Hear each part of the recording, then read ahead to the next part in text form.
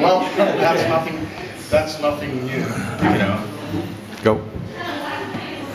Mr. Lordi. Hey. Today in Germany. Yeah. Like yesterday and day before that, and day before that. So the first question is, you made a new album. Can you tell us something about the new album? What do you want to know about the new album? It's Yes, wide question.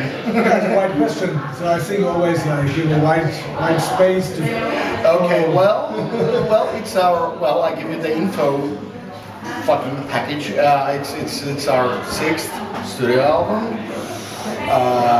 It's the first one with a little bit new musical direction. It's the first one. It's the most aggressive album we've done. It's the most modern or metallic album we've done within the Lordi framework. Of course, I mean it's like we're not black metal or death metal or anything like that yet, but I mean it's definitely the most modern metal album we've done. What else? Well, it's the first album after a couple of lineup changes. So there's a new keyboard player and a new drummer in the band, Hela and Mana. And what else? It's the best album of the year in 2013 from the band Lordi.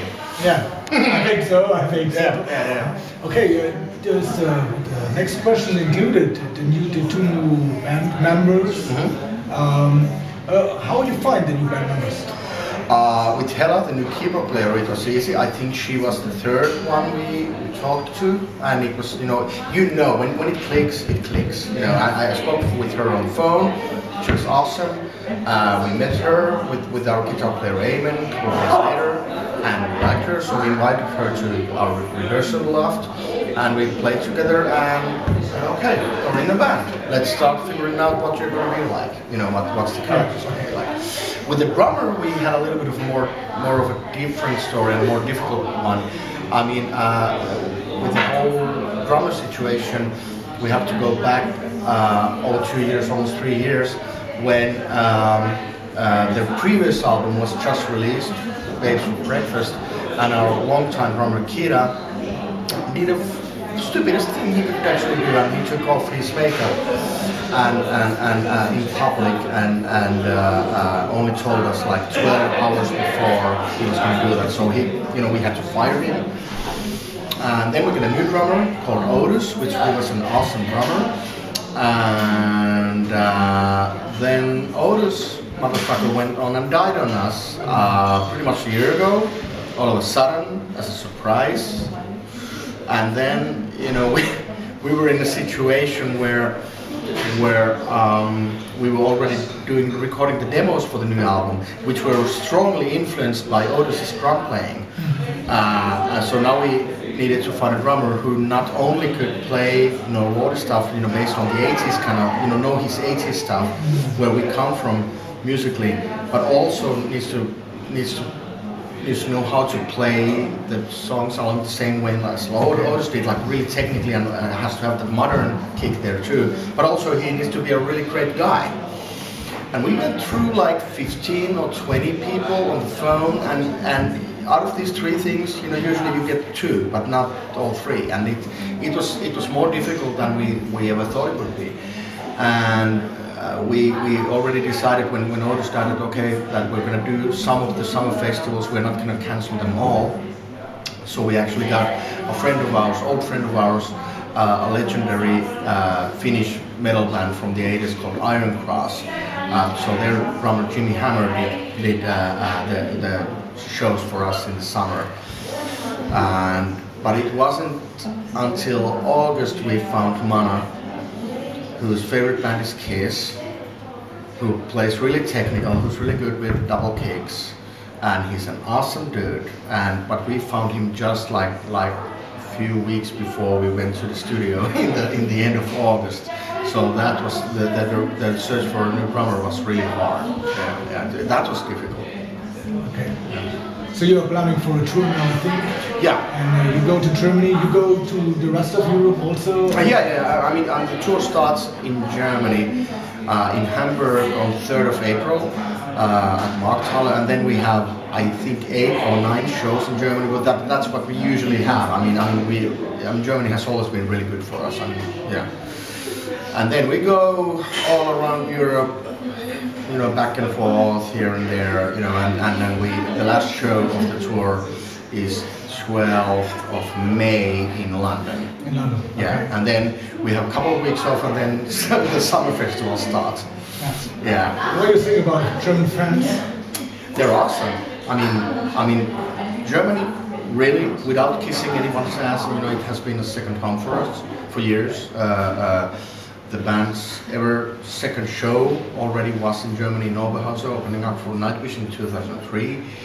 And since that, you know, we've had diehard fans in Germany who are really loyal, and you know, it makes you humble. It really makes you, you know, take our deepest bows to the German fans, because they're awesome, and it's like they have never abandoned us, you know. Okay, last time we see you was in Wacken last year when we played with Udo together. Yeah. And you always say in interviews that Udo also in Accept was an influence for your music. Especially Udo. I mean, especially Udo. You focus his voice and. Yeah. And I don't mean Udo. Well, I mean Udo as a person too, but as a band. I mean, for me, the funny thing is that I found out when you know, of course, I bought the Accept albums, and I liked it, and I liked Udo. I liked his voice, and I liked his image, the you know, wearing the camouflage thing, and you know, short guy with short hair, and you know, looking like a potato, and you know, so I was enjoying that so much, but it wasn't before the Animal House came out, his first solo album.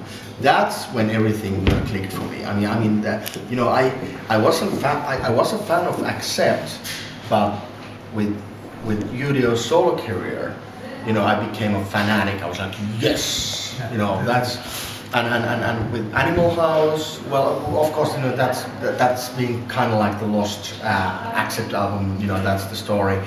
But anyway, for some reason, that really worked for me way better than all the Accept albums. And then with Mean Machine, it got even deeper. I thought it was better, and with Faceless World, it was even better. And to this day, you know, people are asking me like top 3 albums. I always say Udio Faceless World is one of them, or top 5. You know, depends on the day. But it is one of my favorite albums ever. You know. Okay, other influences for your music?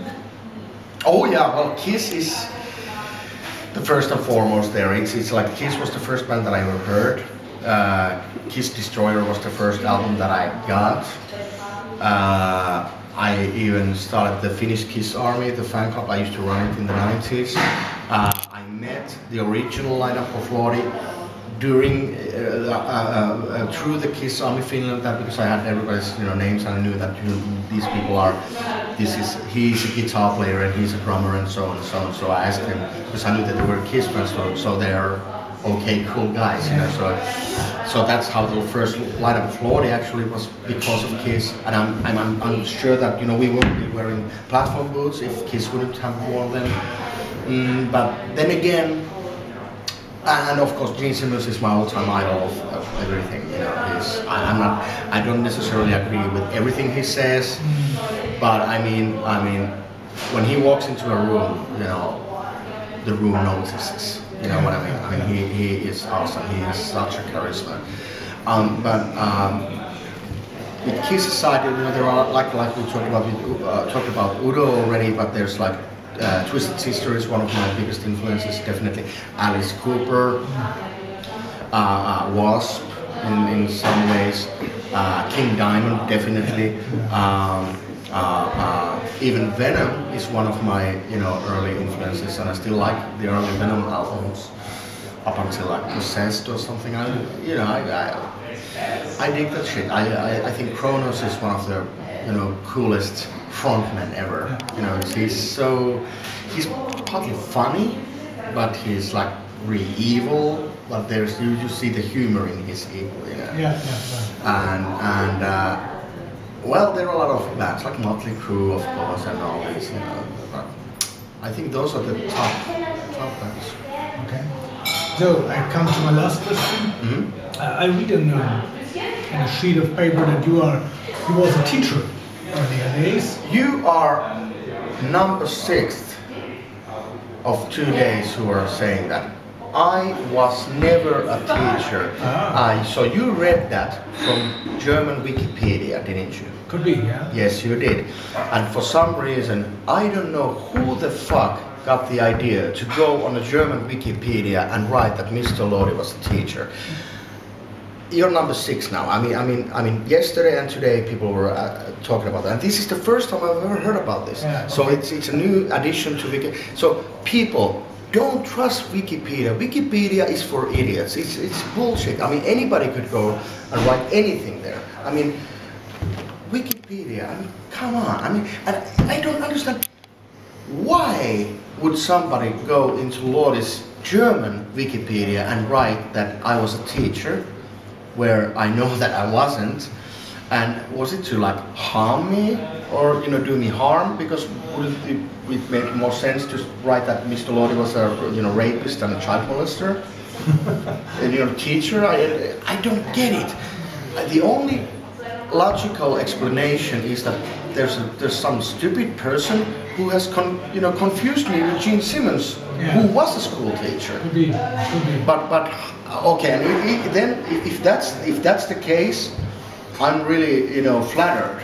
But then again, it's like, come on, why if you're not sure about that, why do you go and write that in Wikipedia? Okay, so that's the best way to say all people you are not a teacher. No, they know. So all people know you are not a teacher. I am not a teacher. I mean, I'm the last person who should teach anybody anything. I mean, I sucked at school. I didn't care, and I still hate the teachers that I had in school. I still have the thing against authorities because of school. I didn't pass my courses, in school. I hate school. Still, to this day, I'm almost 40, but I still hate school. Fuck school. Fuck the school. I mean, I would never ever be a teacher. Okay. Mr. Lordi, we thank you for this nice interview. Yeah. And we hope you have a nice evening. Yeah. Okay. Sure. This was Promo Portal.